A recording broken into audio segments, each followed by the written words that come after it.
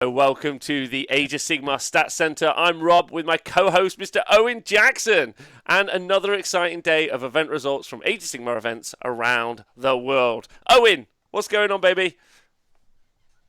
I've got that lovely Monday morning croaky voice because I've been talking to Warhammer players all weekend. So yeah, I'm good, man. I'm all right. It's Stat Center Monday morning. You know, we've hurriedly gathered together as much as we can, and now we get to talk about it. So yeah, I I'm know we excited. might. How are you, sir? You Yeah, well? great. I'm just thinking if we start getting any more event results, we might have to make it Stat Center Tuesday or something, just to give ourselves some time to actually put some notes together.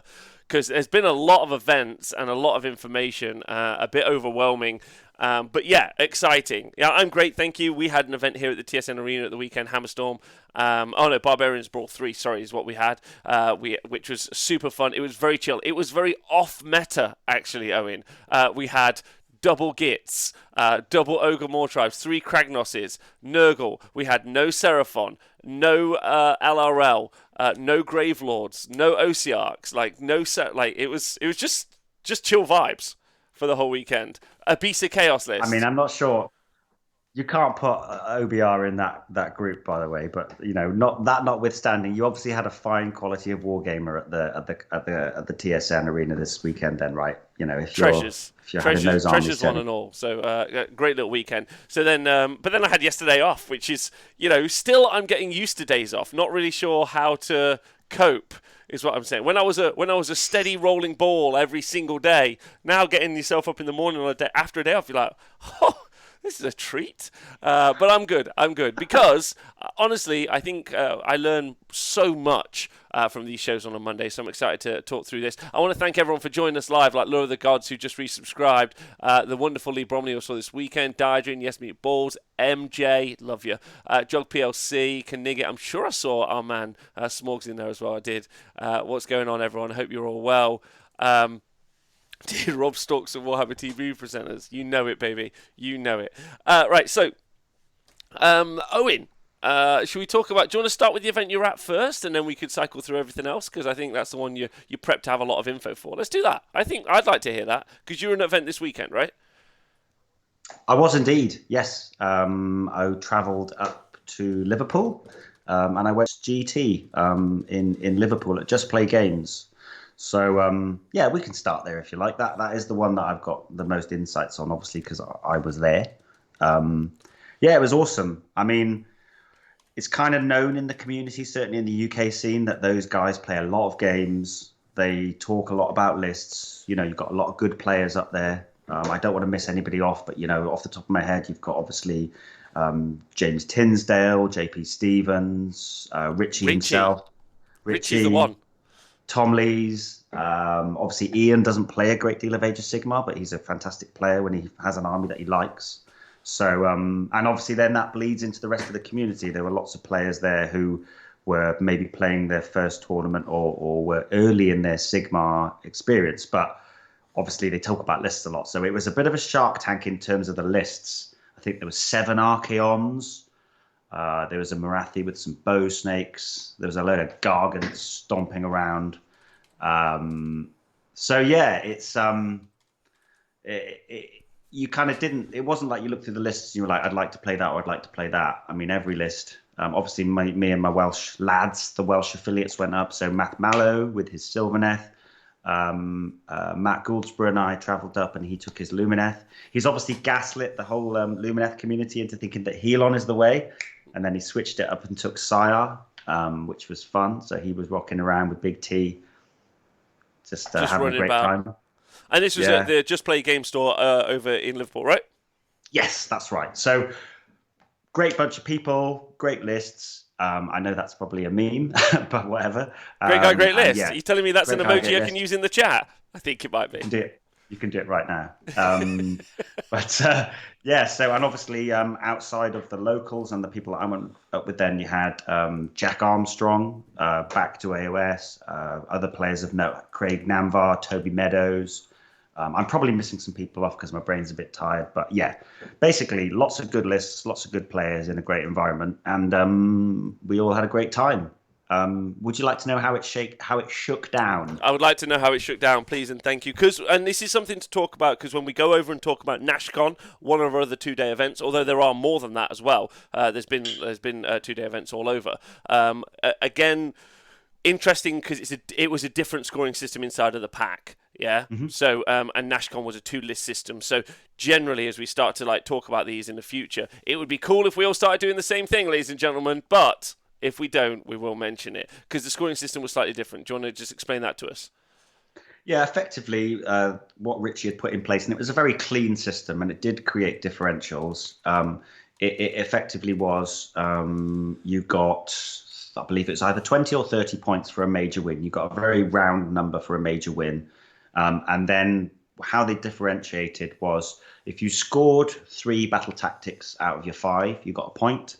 And if your opponent didn't score 3, you got an additional point. So each round there was 32 points available. And as I say, there were these individual points for either scoring or denying 3 of the battle tactics each game. Mm-hmm. And it did actually create a decent amount of granularity. In my last game, I was basically hustling to get an extra point. You did see then there were quite a lot of 3-2s and they were quite nicely split out by that. So, it worked well. And it was quite nice and clean. There was no kill points, and strength of schedule was another one, a secondary on top of that, which I don't think came into it. There were clean winners and losers, and there was also motivation to play through the whole game, which I like, and I'm sure you like as well, right? Love that. I think playing through to the end is excellent. I know that came up as fairly important in one of your games. So in the 5-0 bracket, we've got a returning name and also an upcoming name. We talked about this before. Yes. So would you like to start with the sort of very much a name that's been in Age of Sigmar and Wargaming, or would you like to start with the young upstart who's let's just get old out of the way so we can get in with the new.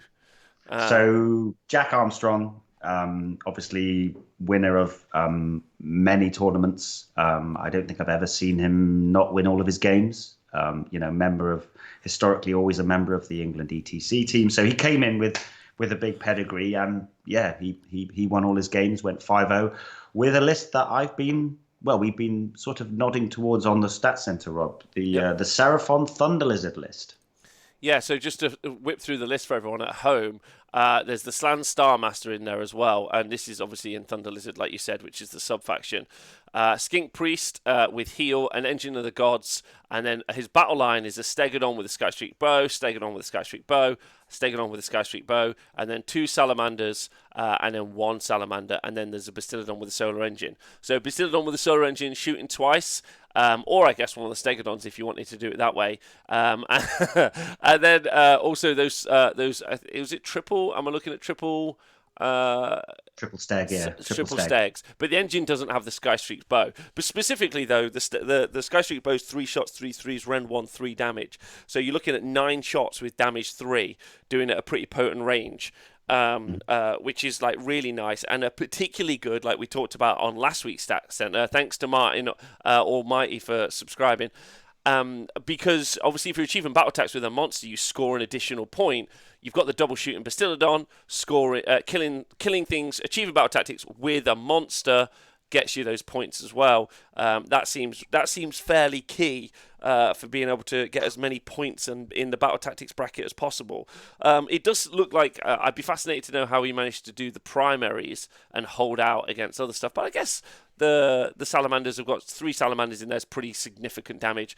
Big shout out to Halalex for subscribing. Big love to you. It's pretty good on the battle tactics. Tougher to do on the primaries, I'd say. Yes.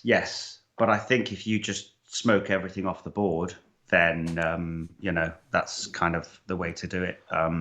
You're right, though. I think I did look at the list, and I mean, I'm not the greatest sort of list analyzer in the game, but I did look at it and I was like, shit, you can probably just not engage the opponent in combat at any point if you don't want to.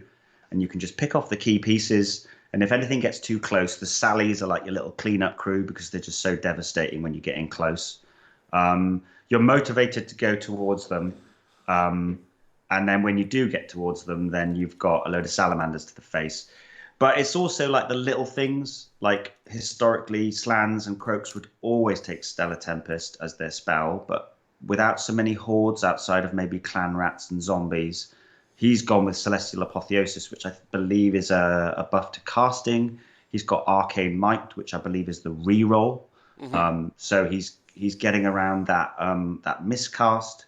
He's got the heal on the Skink Priest. The engine, if you want to, you can double tap the engine if you need some bodies because you might be fishing for that summon. I think it beats most other gun lines. It beats, I think it beats heal on LRL because of the Rend 1/3 damage just cuts through. And it obviously smokes Sentinels quite easily, even though they outrange it.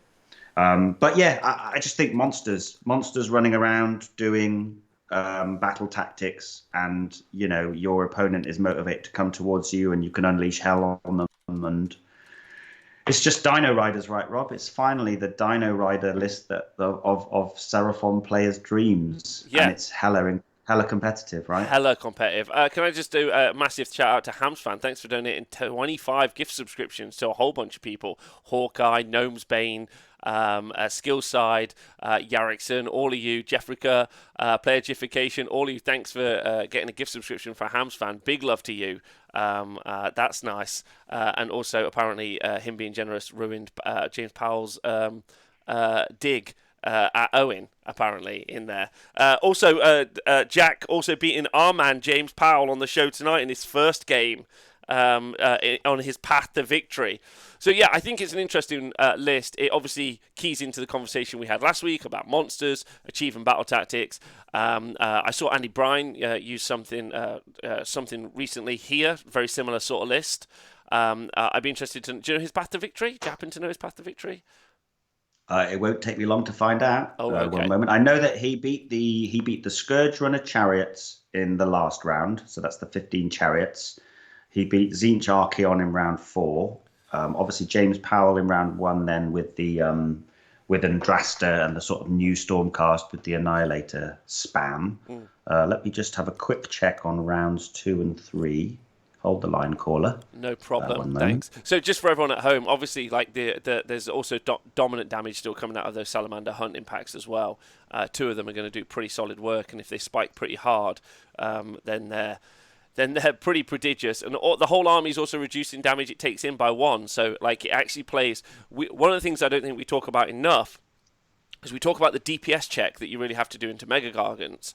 And what I mean by that is can you do enough damage? However, Thunder Lizard specifically, or Coalesced, does really, really well into megagargants because it reduces most of their damage by either half or a third. So actually, they return the conversation back to the megagargants, like actually you're half as good as you were before because your damage is down. So if you did happen to play into megagargants, or you wanted something that plays well into megagargants, a Thunder Lizard Seraphon list is actually a pretty nice way to go about it, I'd say. Yeah, definitely. And there's a lot of characters running around with multi-damage weaponry, damage 3 or damage D6. So reducing that down is really powerful. But yeah, looking at it, he won a mirror match against Thomas Best, which was with another Seraphon Thunder Lizard list, which had a lot less guns. And he also he did beat the current Warhammer world. I think he's the sort of champion, James Tinsdale, with a Helon Lumineth list. Backing up the idea that the Isn't that little Chris? I don't think so. No, I think it's definitely it's not. It's definitely James Tinsdale. And he was running a slightly MSUE Helon list, which I think dinosaurs with guns beat elves with bows all day long. I think that was the learning there. So yeah, he went into a lot of other gun lines. Didn't come up against too many Archeons, only 1. Unlike me, who had to play 2 in the first 2 rounds.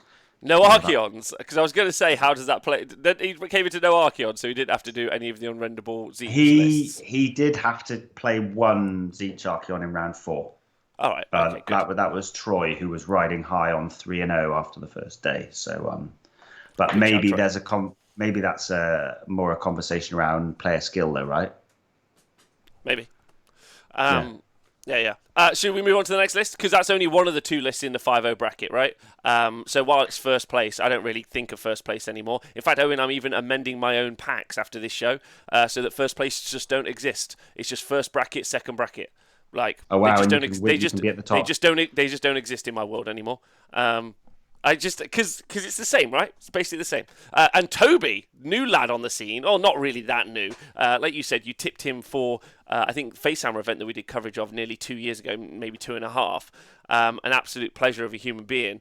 And he came second. You said he came second at Slaughter, not Slaughter, Mancunian Carnage. And he also won a one-dayer recently as well with his double Maw Crusher list. And then he decided to bring a completely new army. So just a complete gem. And yeah, like really exciting to see. I'll put the list in the chat now for you guys. And it's a Legion of the First Prince list, eh, Owen? Yes, yeah. So again, a really nice anti-meta pick in terms of Be'lakor is going to be able to shut down those big heroes. But yeah, he plays the game really tight. He's from the Hellstorm Wargaming crew, so he was there with a few of his mates. They call themselves the Grand Alliance Friendship. Really nice group of lads, and yeah, he plays tight and fair. He had a quite a tough run. But it's the classic list of the mixed chaos. So Be'lakor, Kairos Fate Weaver, Rotigus, a Change Caster, Slaves to Darkness Demon Prince with Mark of Khorne, and then 10 Pink Horrors, 10 Plague Bearers, 10 Plague Bearers, and an Umbral Spell Portal. So all manner of control from the Demon Prince and Kairos and Be'lakor. And then some bodies that gam up the board. And then obviously, as you know, remember from our TTS games, Rob, rolling a 10 on 3d6 and summoning, even if it's only 5 pinks or, 5 10. pinks will do. 5 pinks will do. All day long, right? Yeah, 100%. So just in case for some reason you don't know, we'll just quickly talk about those ways that someone could shut them down. Be'lakor's got an ability to basically shut down a unit, potentially over 2 turns. Dark Mastery, that's one of those key pieces. Kairos Fate Weaver's got the ability to change a dice roll spell. So again, you can stop a charge, make someone miscast, make yourself cast or make yourself charge as well. So turning a dice roll is pretty good. Rotigus has got an amazing spell which is actually board wide to do D3 mortal wounds to different units, which is actually quite nice over the course of a couple of turns. It's kind of like a worst Comet's Call. So that's really nice from him. And then you've got the Slave Startman Demon Prince and Mark of Khorne has got the an aura, so the blood slick ground, 18 inches. You have to halve your charges. Hey Ty winning, thanks for resubscribing. Big love to you. So like that shuts a bunch of stuff down, as well as those 10 pink horrors being a great line for holding bits in, and also the Umbral Spell Portal and Kairos. So doing flat 6 mortal wounds, generating a spawn, creating a hole in your line. Really nice. Like you can control huge swaths of your enemy with different elements of that. Not designed to make people have fun, but definitely a great list to play. Yes. I think if anyone can make it fun, it's Toby, because he is a really nice guy to play against. I'm actually not looking forward to playing him though, because I've only played him twice and I've beaten him twice. But I think that he's leveled up quite considerably since we last played. So. But yes, he was just smiling and playing a tight game and just progressing up through the tables, and he did all he could getting a 5-0. I can't see that first place being too far off for him if he carries on as he is. So props to Toby. He's in the 5-0 bracket, so in my opinion, he got first place as much as anyone got first place. That's how I picture it in my head. I don't see a difference now. As of last week, I don't see differences. But there you go. A couple of points in it. So great work there, Toby. Excellent. And then what do we have happening in the 4-1 bracket? So there's a couple of things that you'd probably expect to see there. So my roommate for the weekend, Matthew Goldsberg, as I say, he took Techless and Sire. Or as I like to call him, Zuma Doctor Who. I suppose it's the jacket. He always wears that jacket. He's the hat. It's like, are you a doctor, but also from the one of the young breed? Yeah, I got you. He's so debonair, that chap. But he had some cute picks like Goading Arrogance on the Wind Mage. So you've got a 16-inch flying move. hero that shuts down enemy heroes. So again, a bit like the shutdown that you get from Be'lakor or something. And then he had 30 sentinels, 30 wardens, a ballista, portal, and life swarm. So yeah, and he also took home best painted. So yeah, top of the 4-1 bracket and best painted. So that was a really good weekend for Matt.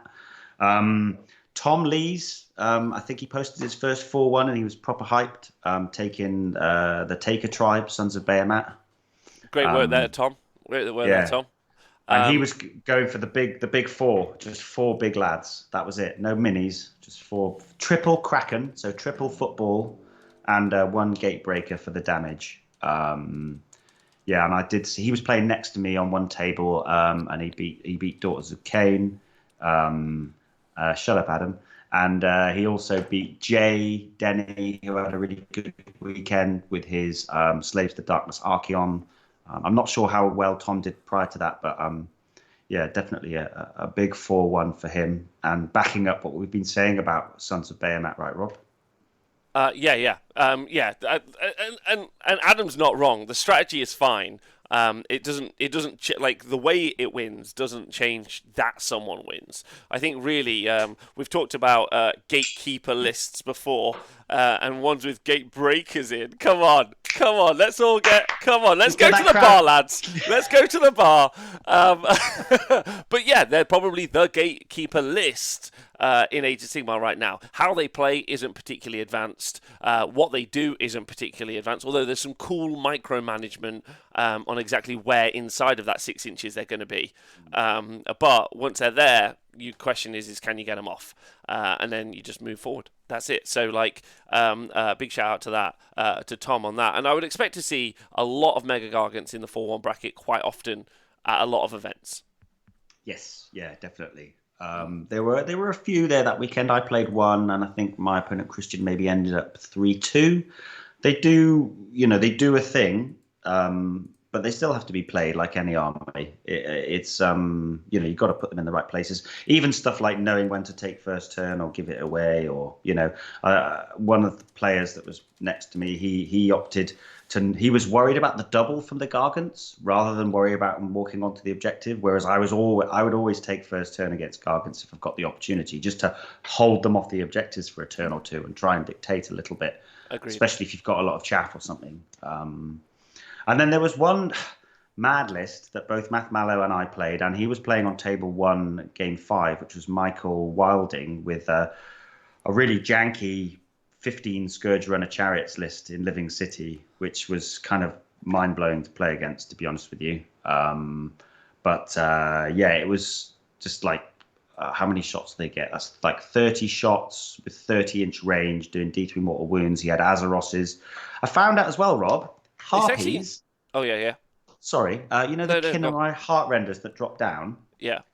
They can run and shoot. Did you know that? Yeah, I did. I didn't know that. Little buggers. Running like 20 inches and throwing spears at my little skeletons. Didn't appreciate that at all. It's actually fairly similar to Jack's list. Like ranged threats, pretty significant, picking off things, achieving battle tactics, but like a mobile gun line, right? Just doesn't have the combat output, but more shooting maybe. Yeah, and like it doesn't have any monsters, and it gives up broken ranks super easy because all the chariots are they're all battle line and they're all like 6 wounds on a 5-up save, but generally, like if he plays it well and they all come on the board edge, they can just smoke off the key target. So, for example, Matt Mallow lost Alariel turn 1, and the photograph is just like a procession of chariots. It looks like a fucking, I don't know, like a Sunday parade or something with all of these little horses there, and they're just about to just mow it. But also, there was some cute little bits of tech in there as well. So you're worried about the chariots, but then double Azeros gives you reroll 1s everywhere, and you get the 2 lanterns. So into Chaos once per game, you can do D6 mortal wounds in a big AoE.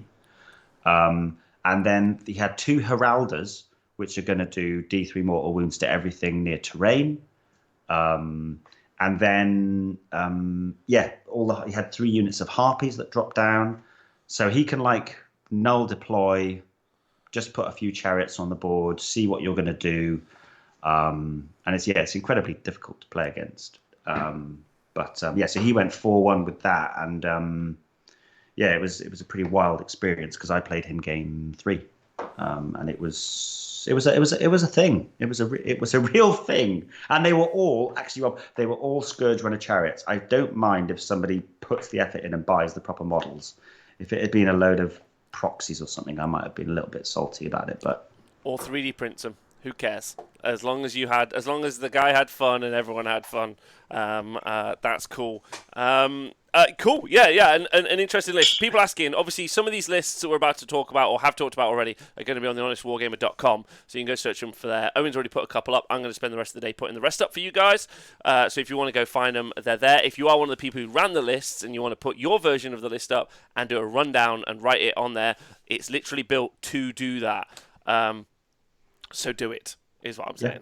And then people, like when people ask the questions, they can hear from you as opposed to hear from us. But congratulations to everyone in the 4-1 bracket. Also, just a shout out to Matt Goldsberg again in that 4-1 bracket. It's kind of now we expect him to be in the 4-1 bracket.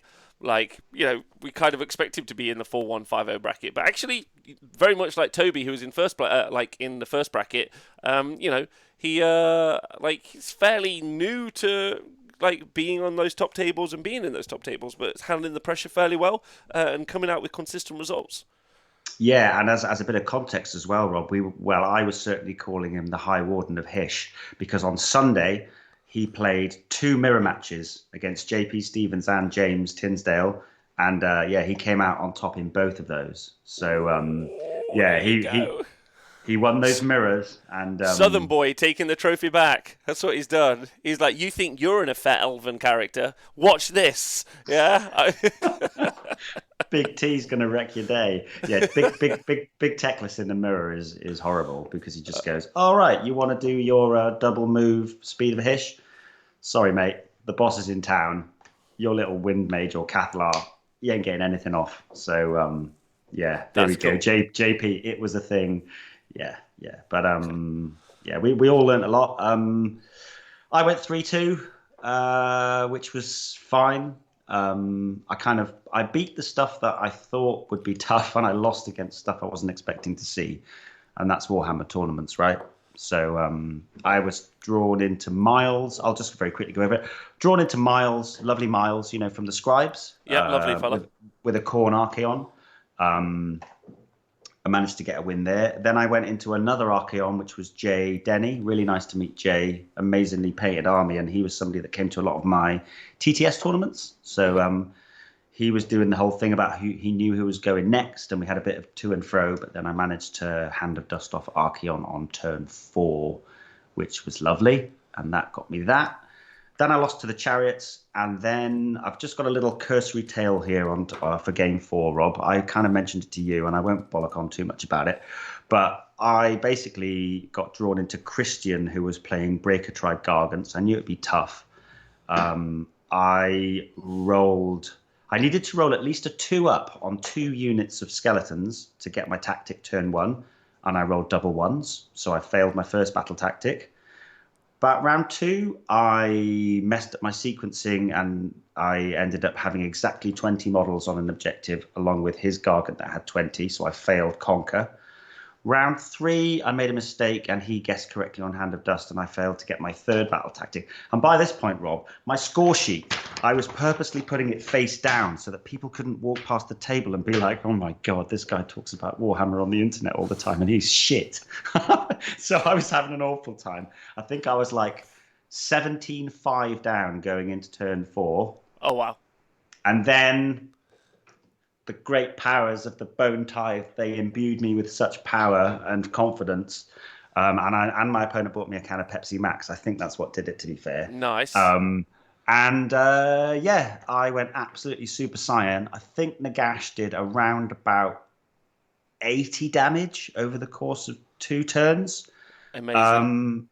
And I rolled like a god. I played pretty amazing, not sounding like a dick. And I beat him by a point on turn 5. So I went from 17-5 to 19-18 at the end of turn 5. So the cursory tale here is AOS 3, never give up. never surrender. Just play to the end, and you never know what's going to happen. And I was just like, I felt amazing. It was just like, I feel like I'd ascended. A comeback story. It was greater than Rocky, man. It was I had like Adrian in the background. I was just like, it was cool. The problem was then though, Rob, that I was so fizzy and full of adrenaline and good juices that I overextended Nagash in my next game, and he got cut down by plague bearers after I double one miscast on his first spell. So Nagash is a fickle beast, but But you had a good weekend. Amazing. Such a good crew. I won't do my shout. I'll do my shout outs now. Just all my opponents. You were brilliant. The whole community, all the people I travelled up with. That's enough for me talking about my games. Let's go back to the worldwide community, if that's okay. Oh no, that's great. It's always nice to hear people having a fun. So that was everything from the Just Play event over at the weekend. And now we've got a bunch of other stuff to talk about, so no fucking about. So over to NashCon in Nashville. Incredible. So TO was David Griffin, and we had 64 players. David's a lovely human being. I know Anthony Pluto Castro was also helping in doing some TOing as well, and he'd also provided all the phenomenal boards. The Just Play venue looked lovely. But the board, like the winner from the weekend, if we're going to start, and we might start on the Sat Center giving a board trophy away, because we should talk about that. Like, send us your best board from the weekend. It's got to go to Nashville this week and NashCon. Phenomenal boards. Like, they just look lovely. It just looked really great. So, and if you've ever been, or you get the opportunity to go to, Nashville's a lovely state, and NashCon's a great event. I've been myself. So in the 5-0 bracket, you had Tom Lyons and Brad College. Now, Tom, obviously formerly of Warhammer Weekly, or like he's on sabbatical from Warhammer Weekly, sorry. So you will know Tom. He was running his Kharadron Overlords list with Gotrek. So all the shooting running around with the Ginger Menace as is. So he went and he did quite well, and I think he had like the big ironclad, and he had 2 frigates in his list along with Gotrek, and then you had Brad College. I mean, did you take a look at this with his Bone Splitters Drakfoot? Did you get I don't know if you got the opportunity to see this list. I don't. Unfortunately, there was a Drakfoot list there at the weekend. Actually, a player called Sarah Jane in Liverpool, and she one-shotted Archeon with it. So because Drakfoot's the one that ignores all the ward saves, right? Yeah, it does. Yeah, really good. Yeah, and I think that actually plays quite nicely into some of the meta threats that exist in the game. But you have to remember, what you have to remember about Nashville and NashCon specifically is it's a 2-list format at the event. So you and your opponent have 2 lists that you can play against each other, and you kind of secretly pick it. So it's a little bit more it's a little bit more off meta, so you might get a different result. But that's not to say that I don't think Bone Splitters can play particularly well. Like you said, with Drakfoot ignoring some of those ward saves being everywhere, a lot of people being like, Amulet. So, I mean, Amulet of Destiny is everywhere, and once it's not, it'll play quite well. So that's one of those things. So a big shout out to both of those 2 players, right? Because especially to Brad, because Brad's got to be over the moon about doing so well with Bone Splitters, right? Yeah, I mean, the general conversation around Bone Splitters was that they were dead because there was a lot around, save stacking that was coming through lots of layering, and a lot of that went away. But I know that, and also the fact that often you were looking to tag in with like your what's their equivalent to Host Duplicitous? Bone Gwins. Yeah. That was the playstyle that I saw more often than not, was this sort of Bone Gwins denial, and you were then spending loads of CP to inspiring presence all your troops. And also, they're quite good in that, there's loads of mortal wounds around, Rob, and there's loads of like Ren 2, Ren 3 elite damage. And then you just got a load of savage, naked green dudes going, sweet, well, I've got a 6-up save, and then I've got a 6-up ward. So hit me with your Ren 3, hit me with your mortal wounds. Man doesn't give a fuck. I'm always going to get my 6-up. It's a lot of lads. It's a lot of wounds. Yeah, I've been talking about it. I've been talking about this recently. The trash tier lists. Actually, me and Charlie, who was here at the weekend, where I've been having a lot of conversations about this. Is I think that there's definitely a wound trash tier list version where things like your Archeon or your Sentinels just don't really have much effect into them, because they just have so much garbage on the board, and they can't pick through it, because a lot of the damage we're seeing is fairly elite and fairly concentrated, and so I think there's a really interesting conversation there, and looking at Bone Splitters, and Bone Splitters also got access to things like Big Stabbers to do some pretty potent work into major threats when they want to. So yeah, I think Brad should be over the moon about that, as should Tom with KO and Gotrek. In the 4-1 bracket, again, don't forget this is all the 2-1 list. You had Anthony Trentinelli. Now, Anthony did really well recently. I don't think it was at the LSO. I think it was a little bit before that, just in the AOS 2 event earlier on in the year, but did really well in that event. And he went 4-1 with his Slaves to Darkness, Knights of the Empty Throne list. So that would be those Varangard as heroes, which I still think has got incredible play in Age of Sigmar 3. Like, really, really good. Matthew Swinney with his Seraphon. Matthew Minner with his Ogre Moor Tribes. Basil Inferno with his Seraphon. Mackenzie Ewing with his Lumineth Realm Lords. Will Loy with his Disciples of Tzeentch. Esteban Santos with his Disciples of Tzeentch. And then our man Jacob the Berry with his Daughters of Cain. A little bit gutted not to see Mr. Budtastic guy in that 4-1 bracket. But those two Disciples of Tzeentch lists, there were quite a lot of Tzeentch Archaeons at that event. And I'm not surprised to see them in the 4-1 bracket. No, not at all. I think maybe with the two list format, perhaps you'd imagine that every single one of them had, because you didn't have to. From watching the show with Jacob and Joe the other day, you effectively could just change like one endless spell or something. So they would always have Archaeon and Kairos, right?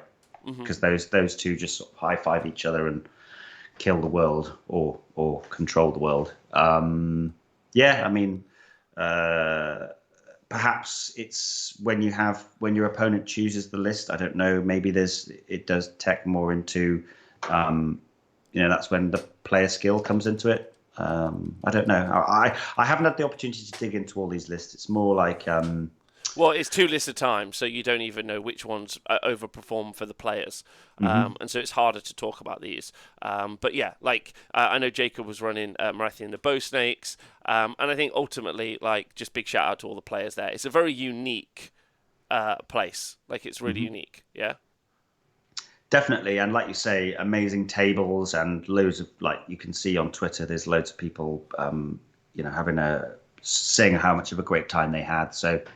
I think that's the main thing. You want to go to an event and play on lovely tables, much like at the TSN or something. It makes your Warhammer experience amazing if you've got a kind of believable world that you're playing inside of. And I think props obviously to Crazy Horse there, who I believe does a lot of great work printing a lot of that terrain for them. So, yeah, good for them. Yeah, big shout out to them. So that was NashCon, a lovely event, and I'm sure it'll go from strength to strength every year. So I expect when we're doing this stats show in a couple of years, Owen, to be talking about NashCon event being 100, 200 player event. And I think it's going to be very cool to see personally. Just because you can see the effort and love they're putting into the event, and I expect it to go from strength to strength. And then Watsonic says, love the two list thing coming from War Machine, where that's standard. You get some really interesting list chicken too, which I think is quite an interesting format. So yeah, keen on that. Where should we go to next? The USA, stick in there? Yeah, let's go to a place called Bremerton, which is in Washington, USA, up in the north. And this was an event called the Blue Sky Summer Open at a place called Game Wizard and Blue Sky Hobbies. 30 players, 2 days. Now, we need to prepare Math Mallow for this, don't we, really? Because have you seen what won?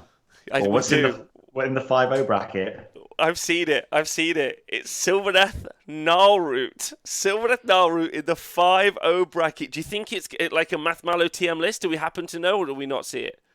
I'm afraid it's a BCP. So I'll go find it. While you talk about the rest of it. Yeah. So this is a gentleman called Matthew Kangeiser. The only 5-0 in the field of 30 players. I think having a chat with Matt at the weekend about this kind of list, it does feel much like you either win big or lose big. Like a couple of Matt's games at the weekend were like over within about an hour because people just can't stand up to that AoE damage. And then obviously Alariel can be a real beat stick. We've got Halolix in the chat, Monster Mash, they believe it's Alariel, Dryker, Durthu, a TLA, 2x5 tree revs, and some dryads. So yeah, it is the Monster Mash sort of woodland friends kind of list. But Yeah, in yeah. that case, Alariel, Drycha, Tree Lord Ancient, Branch Wraith, and another Branch Wraith, 4x10 Min Dryads, and then the Spite Swarm Hive. And then the artifact is the Amulet of Destiny on that Tree Lord Ancient. So there you go. There's the list. So not even necessarily. So not in any way no, a Math Mallow list, its own list. So huge shout out to Matthew Kangizer, yeah, either Kangizer, because what a phenomenal result! Like, got to be one of the big standouts from the weekend. Sylvaneth going 5-0. definitely. And I mean, yeah, Arcane Ring saying where is the AoE damage coming from? It's not coming from anywhere because he's not running the Warsong Revenant. The Warsong Revenant portal is the more typical UK Null Root build that you see people like Math Mallow playing. Um, but shut up, gangster pair of dice. um, I mean, one thing that's awesome is like Dryker unleashing hell with all of those mortal wounds, like 20 shots. That's pretty potent. And obviously, the thing you don't see in the list is the extra summon that you get from Alariel. And she's quite hard to take down, and obviously insane movement. He's got the +3 movement from the Spite Swarm Hive. The TLA's command ability is fantastic now because it's not reroll ones; it's +1 to save. So Alariel's on a 2-up. All the big heroes are on 2-ups. Durthu's on a 2-up. Durthu benefits from the new command ability from Gur so much. Like, as you know, Rob, Durthu, once he gets bracketed and it goes from flat 6 to D6 damage on the Guardian Sword, like, he just falls off. Whereas keeping him topped up at flat 6, re-rolling ones when he's wholly within 12 of a Gnarlroot hero, +1 to wound from best day ever, +2 attacks when he's near some trees. You're talking about potential 30 damage at Ren 2. He's a scary boy. And then obviously healing. You've got the heals every turn from Alariel, and you've got the heals from the heroic actions. He can actually stick about. So got some real threats there. And double Branch Wraith means that he's got some summoning redundancy there for the late game. Very different and very well done. I'm not sure if you wanted to talk about those 4-1s or if you wanted to. Sure. Jack Ballard with his Lumineth Realm Lords with Zytrek, Techless and 50 Sentinels, so not like breaking the mold there. Mason Knox with the Sons of Behemoth take a tribe, and Miles Benjamin with the Sons of Behemoth take a tribe as well. And neither of those two can be upset about that. Again, a 4-1 result is excellent. But I would say pretty much where I'd expect megagargants to sit at this stage, 3-2, 4-1. They're actually, if you go and we'll talk about this when we start putting the actual stats together for next week. I think is generally the pinned in line, but one of the most successful factions in Age of Sigmar 3 at the moment. However, breaking the mold, Dirk Coe, which is an American name if I've ever heard one, Dirk Coe, with his Nighthaunt Reikenors Condemned in 4-1. That's right, Nighthaunt 4-1, and I've got the list in front of me here. It's a Guardian of Souls with a Nightmare Lantern, a Lord Executioner, and a Spirit Torment. Then it's 10 Grimgas Reapers, 2x30 Chain Rasp Horde, a Mourngull, and Big Drog Fork Kicker. That's right. It seems like Death can only do well when they ally in a Megagargant. Flesheatercourts with Bill, ally in a Megagargant. If you're like, Owen, have you tried allying in a Megagargant into your OC arcs? Maybe that'll help. I've looked into it and I thought it was a terrible idea, but obviously I must be wrong because it's working. I think Big Drog's got a -1 to hit aura, if I'm not mistaken. But that's about it. I don't know. I mean, they do suffer for not having a big beat stick monster, don't they? Nighthaunt is all 7 or 8 wound characters. The Mourngull's the Mourngull gives off a -1. So here we got some synergy. There's -2 to hit in there. And obviously big blocks of ethereal chain rasps are still pretty hard to shift. That's I mean, but I think the two things outside of the things that have gone 5-0 or 4-1, like we got a 5-0 from Bone Splitters and a 4-1 from Nighthaunt. Mm-hmm. So, I think there's a nice takeaway there that if there's an army you love, then find a way to make it work, right? I would say also, I would also say that like because we're talking about more events now, like than we used to maybe on the Stats Center. We quite often only talked about large 2-dayer events. Although this was 30 people, 30 people is a decent event. You start to see that difference, and yeah, maybe in some places it's skill level, maybe it's not. But it doesn't matter. Like it all counts. It all counts. It's so you should have your head held high wherever you are, you players, especially you Dirtco and Matthew Kangiza. You're all smashing it. So excellent work, I'd say. Really solid. Next up, Norway. Norway. I've got these lists right here. This isn't a problem to put together. Shout out to everyone who tweets me a list. Facebook messages me the fucking results, WhatsApps me, like whatever, like I love you all. You can use our email, which is I'm going to put into the chat right now. If you guys want to reach us on our email, and you can also reach our calendar, so the Age of Sigmar Stat Center at gmail.com is the email, and I'll include it in the show notes if you guys want. But for King in the North, only one. This is the most northern event we had this weekend, right, Owen? Like very far north. Yes, very chilly. The chilliest place to play Warhammer this weekend was in Tromsø in Norway. That's right. So King in the North, I think the TO was Eirik Lanes. I think it's Frostlord Eirik on Twitter, perhaps. Is that the dude? One of my favourite Twitter accounts. Every time he plays, he's just like back to play some Warhammer, and he's just always drinking a beer, just about to start. 11 out of 10 human being, in my opinion. Like, doing it right. You should all follow him on Twitter. He's amazing. But there was only one in the 5-0 bracket, right? Yes, and that was another sort of High Lord of Hish. This time I'm going to try the name. It's Gaia Verdeld, who was playing Zytrek. So similar sort of sub-faction to Jack Ballard up in Washington. And this is the very magic buffing. I think Zytrek was where a lot of people went early, and then Syar and Helon have taken over. But have you got the list there, Rob? The Zytrek list? What's in the list, please? So it's a Sonari Cathalar, who's the general, right? A Hurricane Wind Mage, who's got the Gift of Kalinar and the Guardian Flurries. But then this is the one. This is something we talked about during the coverage. So me and Mr. Adam Mumford, where we did the coverage for the T Sports Network 2 weekends ago.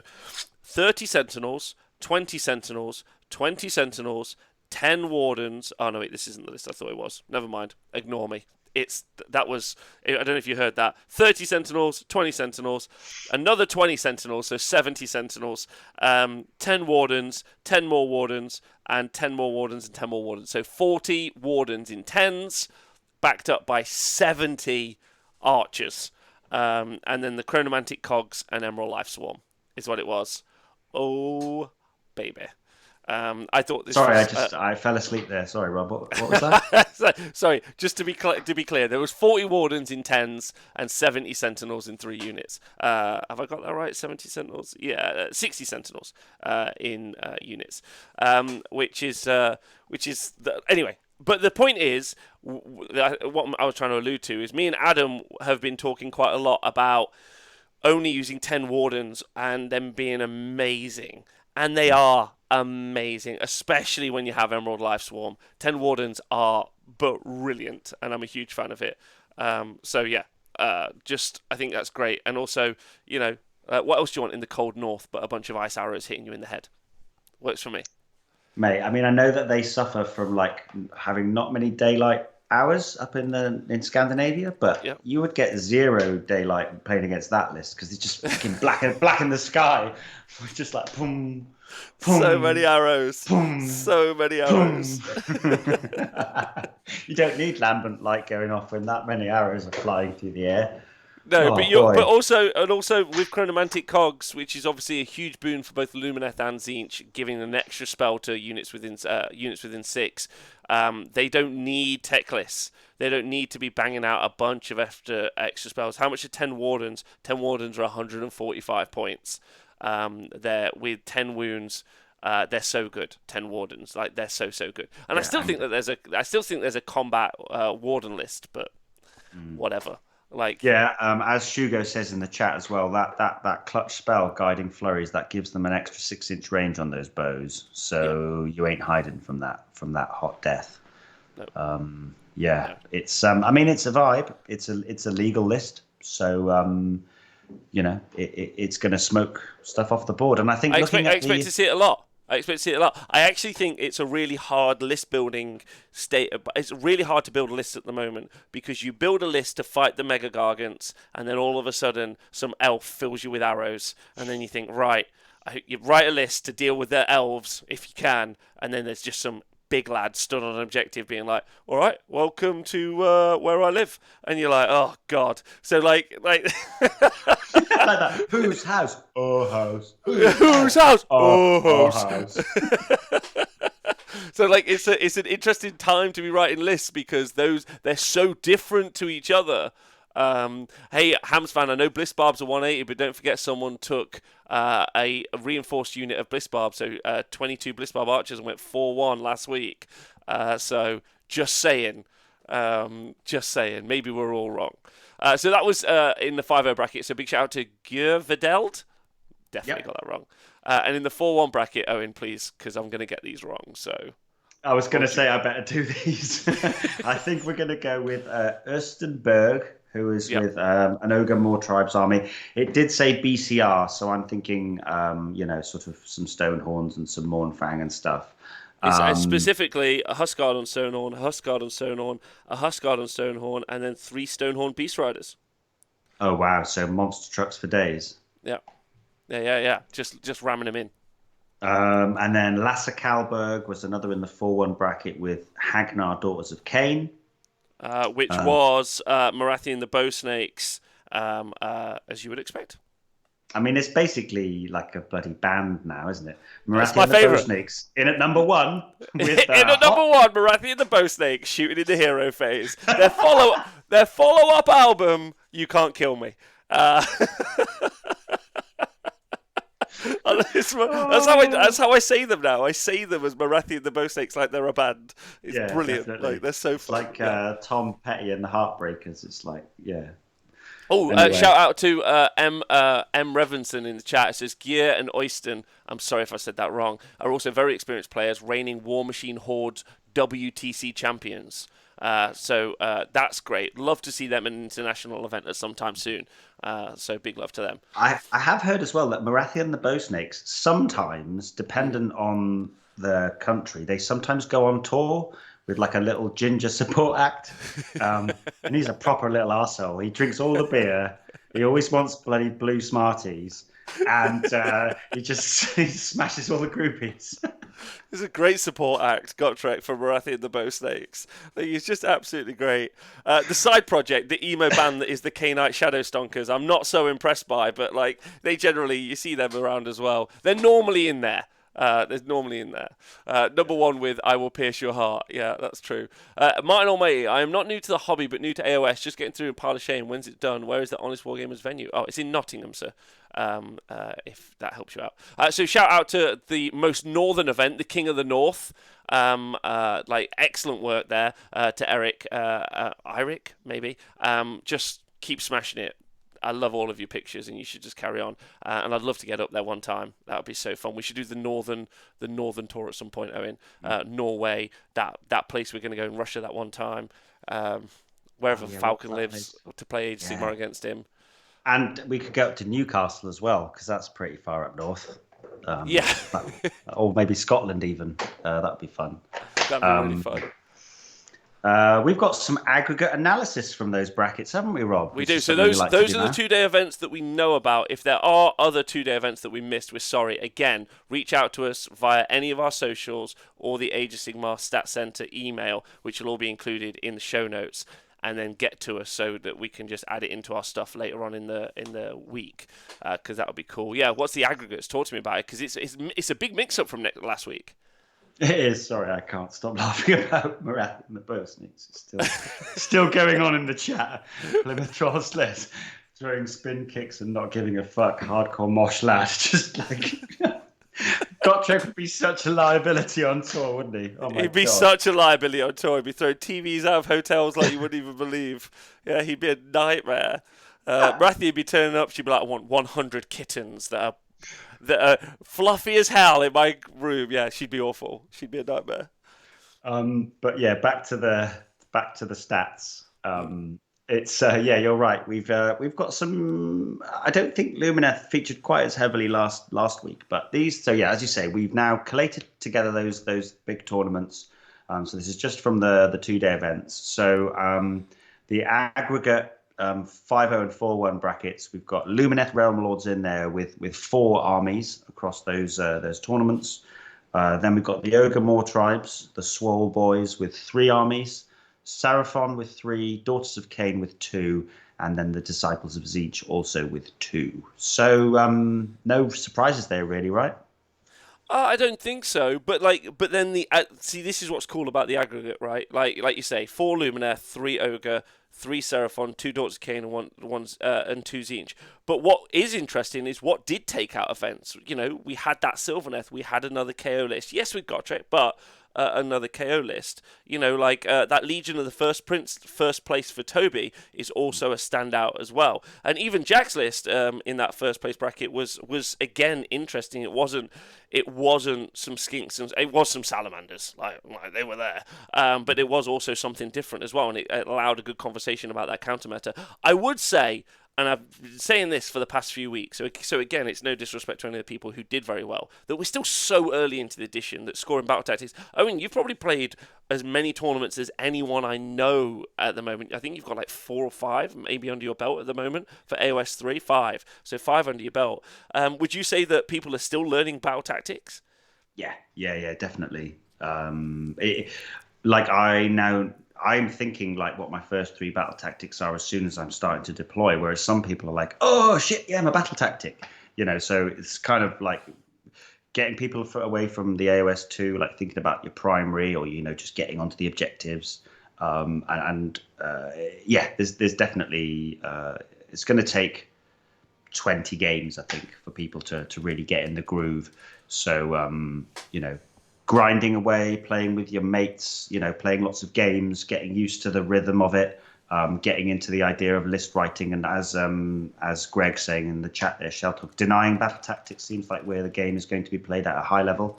Is right. So, you know, factoring that into your list writing, I don't think it's just a case of this is a cool army with some cool stuff. You've got to think about who your general is. You know, is your general going to be a survivable piece? One thing, actually, Rob, I hadn't touched on this. I haven't talked to you about it, but one thing I'm liking is the fact that you are actually having Archaon is now your general, because there's not that thing of I want this cool artifact from my sub-faction, or I want to manipulate the idea around getting, what are they called? The old battalions. You know, you don't want to stack artifacts and traits on something cool.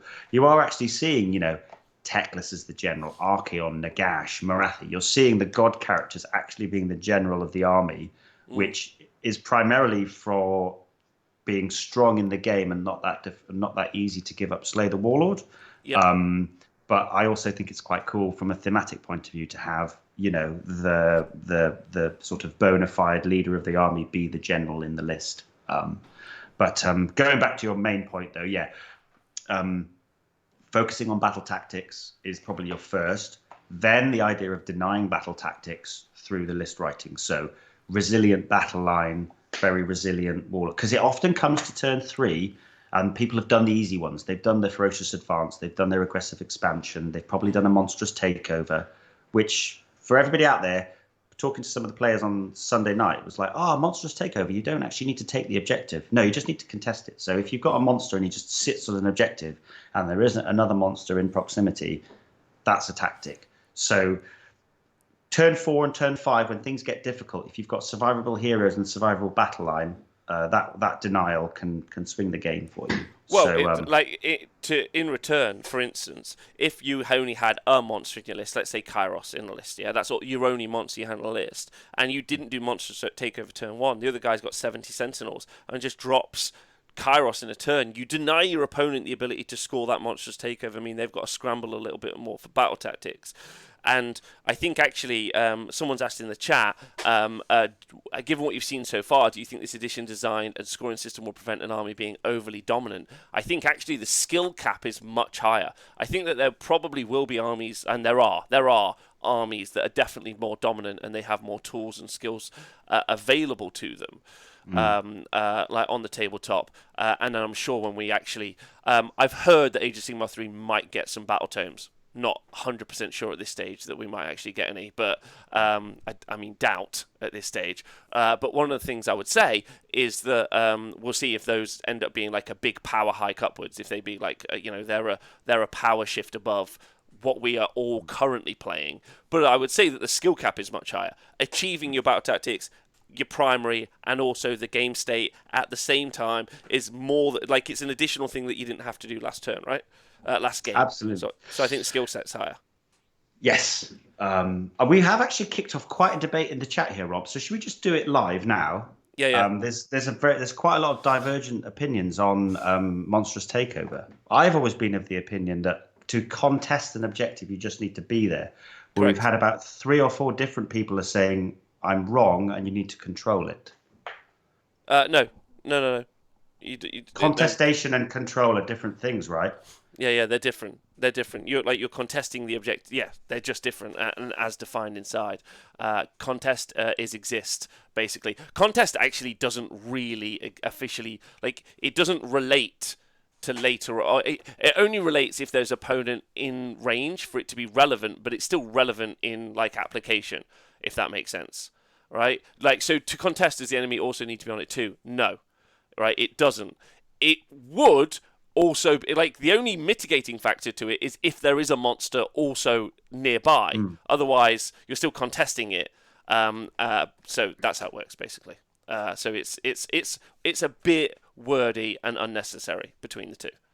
Cool. And that's how I've read it, and from the beginning, and everyone has read it, I think, pretty much. It's contesting an objective you control, though. That's it. Thanks, Greg. Is basically what it is, but you're not contesting it against anyone, which is weird. Same way you can do spells and you don't need to actually resolve them, if anyone's aware of that. You don't as in you can cast a spell, even if you don't have a target in range, etc. You can still resolve the casting value of the spell, which is how Tzeentch wizards are able to generate so many fate points, because the wording is you just cast it and you don't have to actually enact it, if that makes sense. Yeah. Which is weird. But yeah. But it's so specific. We don't have to worry. It's not like the world's falling down on that particular point. I don't know if you think so, Owen.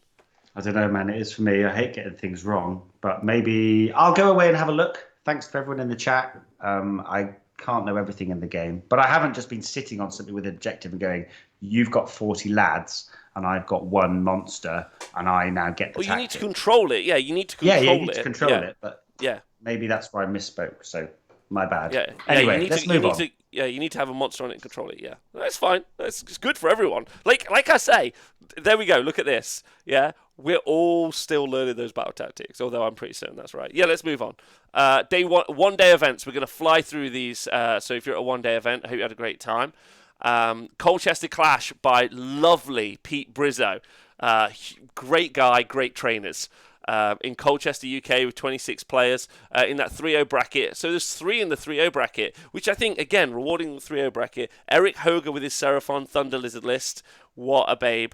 Then Pete Oxford, Slaves to Darkness, Kotet, so Knights of the Empty Throne, and then Connor Bartholomew with his Soulblight Gravelords Castelli list. Were there many Soulblight Gravelords lists at the event you're at, Owen? I still think that they've got such game in the 4-1 bracket. Yes. Yeah.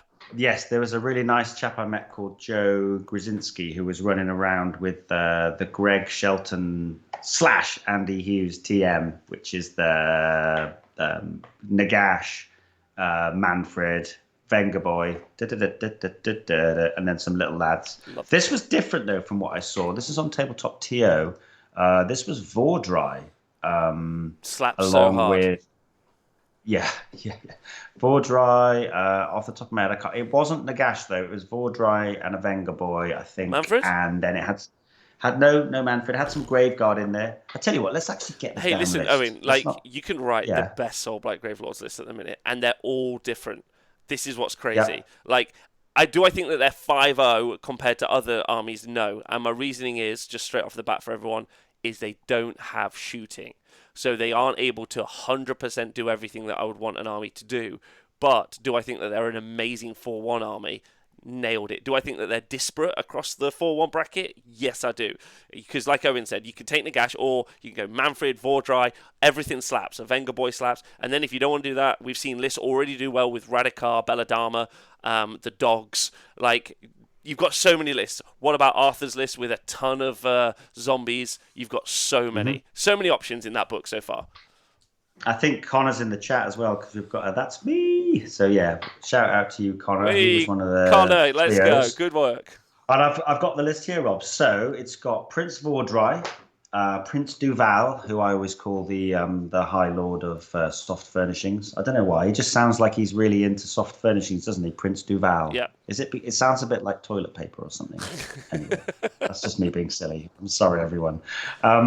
It's then. Oh no, he's the Kotek player. Sorry. Okay, so this is. We'll go back to that. But this is So he's got a Vengorian Lord, Fragment of the Keep, and Rousing Commander. That means that is -1 to wound within 6 inches and gets to do the Castelli thing once per game with a flaming weapon, and then 5 Blood Knights, 10 Skeletons, 3 Vargheists, 20 Graveguard, and the Crimson Court battalion that comes with Prince Duval, the High Lord of Soft Furnishings. Yeah, okay. Yeah, I can't believe Prince Duval's in there, but, like, still. That's pretty interesting. Well done to Connor. That's cool. And again, 3 players going 3-0, because it was how many players? 26 players at that event. So shout out.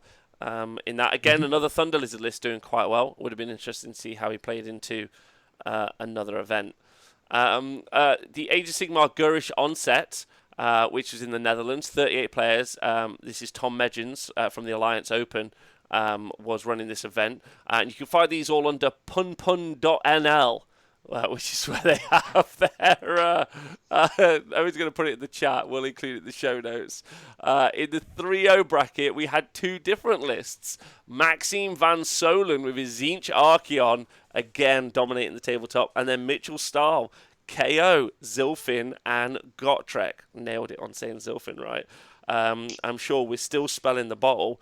And actually, I saw Spelling the Bottle doing... not Spelling the Bottle, but I saw Shackles and also the new Warp Lightning Vortex doing some really solid work here at the venue this weekend. There's some really solid tech in there for shutting down some of the big meta players, specifically megagargants, Gotrek, Stonehorns, Kragnos. Not that I think he's in the meta. Like, I think...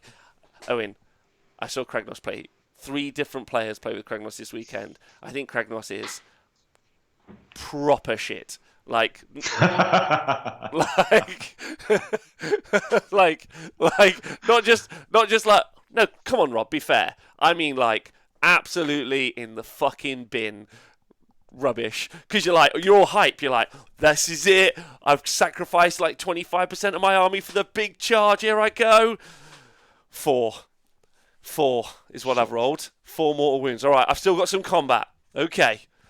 I've not rolled that well. I guess I'm dead now. So, anyway. So Krapnos then, yeah? Yeah, Krapnos. 100%. Rubbish. Apparently there's some more. And Stephen follows. Legion of the First Prince went 3-0 as well. Oh, thank you very much, Jeffrey. Apologies that we missed that. And again, a little Legion of the First Prince making some waves. I would say the Connoisseurs army list at the moment. Knights of the Empty Throne and Legion of the First Prince, Owen. Connoisseurs? Maybe, but then I would probably go Drakfoot as your real, like, sort of, your sort of baby. high level. That's wild card. That's some hillbilly from the back fields who turns up with some straw in his mouth, and he's and a giant spear and a big fucking spear, and he's like, "Oh, I'm here to fuck people up." I don't know what accent that is, so if anyone is bothered. Kragnos fanboy in the chat, going to be livid about what I just said. He's superb at punching down, but it's a lot of points for a god model that can go toe-to-toe that can't go toe-to-toe with another god. I agree with that. I'm not sure what the accent was. Owen, any thoughts on the accent? It was great. Oh, okay. All right, so the final one-dayer, and I'm sure there were more that we missed, so apologies. We had one here at the Honest Wargamer Arena, TSN Arena, an Honest Wargamer about Barbarians Brawl, and our man Andy Hughes, again, smashing it with his Nurgle list. An amazing list, actually. It was 3 great unclean ones. One of them, Rotigus was one of them, and then the 2 normal ones. One had the bale sword, not the bale sword. It had a sword, but then he also had flaming weapons. So he was a damage 4 great unclean one who was also flying, because he was casting the fly spell on him, and then he was running and charging with that. But the real shout out has to be to the plague bearers that were killing whole stone horns in a turn. 10 plague bearers. So how that was happening was command ability for the Great Unclean One gives +1 attack. Command ability aura coming from the Glockin that was in the list as well. So also there was a Glockin in the list. And then the Spoilspock Scrivener giving an additional +1 attack in there. And then Blades of Putrefaction being cast from the Glockin on the Plague Bearers, meaning any 6s to hit do a mortal wound with 3 additional attacks, which is 4 attacks per Plague Bearer. So 40 attacks and any 6s to hit unless he gives him +1 attack. +1 to hit from all out attack, which would mean 5s to hit do mortal wounds. So 40 attacks doing mortal wounds on 5s to hit. It's pretty potent. It's disgusting. Yeah, that's what it is. Because I had Nagash taken down like that in game 5, and also Rob, it's not only the output, it's the resilience as well, right? Baby. Like if you put all out defense on those, they can be on a 4-up save, ignoring Rend 2 relatively easily, because Munificent Wanderers worsen Rend by 1 in melee. And then you can obviously stack. There's multiple save stacking you can put onto them for reducing the Rend. And then you've got your 5-up afterwards. So I think I did 20 wounding hits at Rend 2 at the weekend, and I killed 2 Plague Bearers. Oh, really? Yeah. So they are, if anybody turns up with their like Nurgly Demon Army and you underestimate it, and they've got those little heroes at the back, be ready to have your pants pulled down. And obviously with somebody like Andy playing it, then it's no wonder that he took the tournament out, right? Yeah, not a surprise. We had such a lovely event this weekend, just Gates, and we had all sorts of goodness. So I had a lovely weekend. So big shout out to everyone who was here for the event this weekend. And also Joe Cryer played at the weekend with his little one-dayer with his 4 Foxes list, and ended up taking up that event as well. And it was called the event was called Age of Sigmar Tournament. So good naming convention there. Sweet. So Joe played with his 4 Foxes, yeah? And his opponent didn't get to play. Is that what we're saying? Yeah. Love you, Joe. Yeah. Hey, I love that Nurgle list, because you played against some Nurgle as well. There's some output, right, from Nurgle. Yeah. Like, it was good.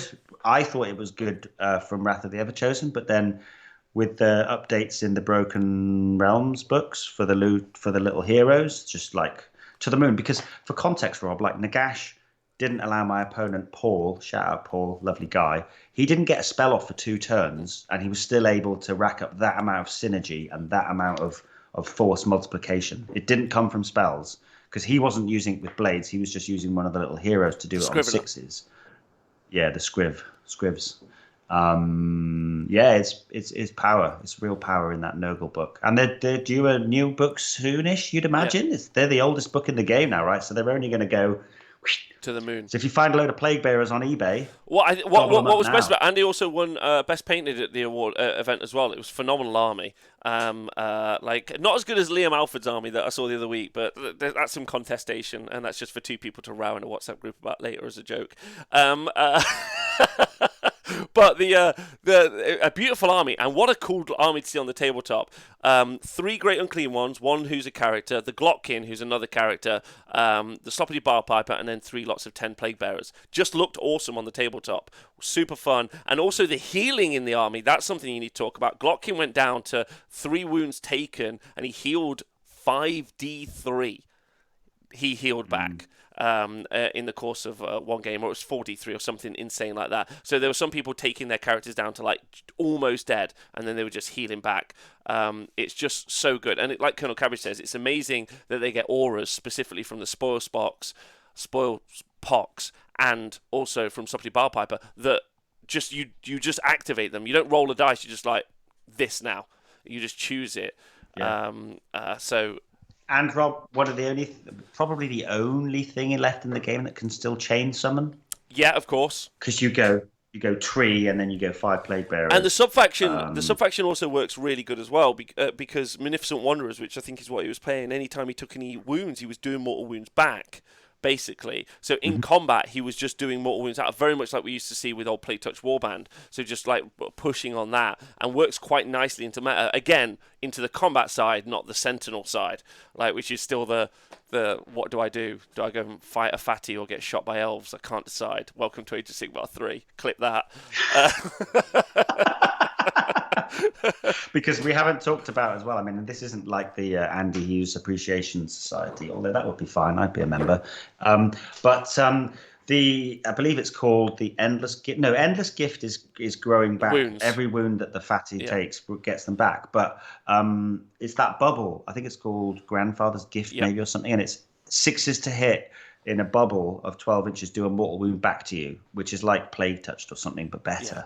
So good. Anyway. Yeah, really good. It's insane. Yeah. So, like, expect to see. I think a lot of people are sitting on Nurgle, and I think that you could see Nurgle start going into some pretty good matchups and doing really well. And Andy inspiring some people, and that will help because we'll be doing a faction reaction with him tomorrow on Nurgle. So that should be a hottie. We got some events coming up, and then we could be done for the day. Owen, what do you think? I do enjoy talking about Warhammer with you, though, Rob. Me too, baby. Me too. I could order some takeaway and we just sit here, just cracking on for a couple of hours if you want. Let's go. Let's do it. But you're probably right. I should probably do my real job. But yeah, upcoming events. I've had a little scour. It's quieting down a little bit. I mean, there's the AOS Worlds. They're going to have a great time. But second edition though, so yeah, I mean, yeah, they're going to have a wicked time, and they're all going to get together, and as a swan song to second edition. But we're kind of focusing more on third, aren't we? But I thought I'd just put a little nod to them. Good luck to all the teams playing. But wait, didn't it get cancelled? Ooh, I'm not sure. No. AOS 3 events that are happening in the UK this coming weekend on the 28th and the 29th. We have a couple of events up in Telford in the Midlands. So this is both Saturday and Sunday slaughter. He's got 2 one-dayers running, which I think is quite nice because you often get people playing, have to work a Saturday job and miss out on all these Saturday one-dayers. I did find that with my Hammer Times that you got good attendance on a Sunday. So he's got, they have got we 40, do the same. Yeah, 45. Yeah, of course you do. 45 players combined for the 2 one-dayers, which is nice. Lovely. And then the following weekend, we've got ArmorCon in Norway, and we've got quite a big GT in Kent, the Kent GT. There's still 10 tickets available for that if people want to sign up for the Kent GT. And then over in America, the following weekend, we've got the Brew City Brawl in Milwaukee, and the following weekend on the 18th, we have the Iron Realms GT. I've just picked out mainly the 2-dayers there. Honestly, when you look on BCP or you look on any number of the calendars, there are one-dayers aplenty. So if people are thinking about getting hyped and going to a little tournament, then I'd imagine there's something in your area because it's popping off, right, Rob? There's stuff everywhere. And I couldn't encourage you to go to events more. Like, still, even this weekend, we had people like, this is my first Age of Sigmar. This is War in the Mortal Realms as well. Also, the Bad Moon Cafe is one of those events. There are still people being like, this is my first Age of Sigmar 3 tournament. I'm like, cool, get your games in. People are still like, I think some people are still being shy about coming out of lockdown, which makes sense. Some places like Australia and New Zealand are in a new lockdown, so they're not able to go anywhere, which is sad, and I'm sorry for you guys. So wherever you are in the world, there'll be some events, and I can't encourage you enough. In my opinion, it's the version of Warhammer to play. I don't do make those your practice games. Whatever, just go and have some fun. Is what I would say, because you'll have a really, really good time. Some big events coming up. I'm just going to mention 2 specifically, Owen, for people around the world that we have here in the UK at least. Is we have Blood Tithe, which is at the London GT, which is going to be a team event. So it's teams of 4, and I'll be doing the coverage with the T Sports Network crew, as well as doing the 40k coverage at the same time. So that's going to be really fun. And then also, it's not long until we have the Age of Sigmar Six Nations. So talking about the Age of Sigmar Worlds, we have the Age of Sigmar Six Nations, which is 6 teams with teams of 8. again, we'll be doing coverage for that as well, and we'll be trying to do some pre-coverage before that happens, which again is an exciting kind of like format for playing. I love that team events are happening, so more team events the better. Which kind of just reminds me very quickly, if you don't mind, Owen, just to mention one event we did forget. I forgot about this. In Poland this weekend, they had an event. And the Muppet Slayers took it out. So this was teams of 4. I think I've got this right. So I'll just quickly fire through the list. You had Szymon Gruziak. I'm so sorry. Living City list. Then you had Sebastian Stanek with his Daughters of Cain list, which was Marathian the Bow Snakes, of course. By the way, the cities list, which as we talked about was Living City, had the Frostheart on Phoenix, which I think has just got so much better in Age of Sigmar 3. Everything else went up 15%. It went down 5 points. So it's basically 15% cheaper than it was last edition, and it was already in all of them. And that also had Yanastra, 3 Demigryphs, and 30 Freeguild Crossbowmen. Marathian the Bow Snakes. Then Piotr Zajtek with his Seraphon list, which again was Thunder Lizard. And that had an Engine of the Gods, Croak, the new Croak as well, the Astro Banner Bearer, and then a bunch of Skinks, and then some Razordons and 2 Bastiladons with obviously the laser beams. And then finally, the captain was Lucas with a Tzeentch Archeon list, basically. So, I mean, everything in there, like, pretty top end. And that's the Muppet Slayer, so congratulations to them. But I'm just excited about team events in the future, right? Yeah, man. Yeah, there were a lot of people in Liverpool at the weekend being like, "Oh, whose team are you on? Are you playing? Are you taking a team?" And yeah, there's going to be some really high level Warhammer played, I think, at Blood Tithe. Agreed. The pairings are going to be super important. And yeah, it's a really nice way if you wanted to get involved and play. It's quite nice to get together with a few mates or club mates, or even just jump in with a local team if they're looking for a player. And you get a really good experience talking about lists and learning a lot about the game through playing in teams, because you understand about what counters what and what's a good first defender, and it's a really good way of playing the game. One last thing, Rob, I just remembered I'm putting on an event. God, just for the international community. You talking about lockdown in Australia? I'm going to do a Hammer Time, a TTS event. A TTS event. Yeah, first weekend of October is the plan. Great.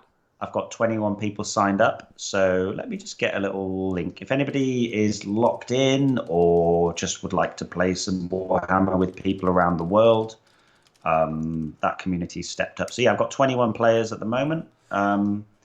So yeah, it's a Saturday. It's probably going to be raining, so come and play some Warhammer with a bunch of legends. That'll be fun.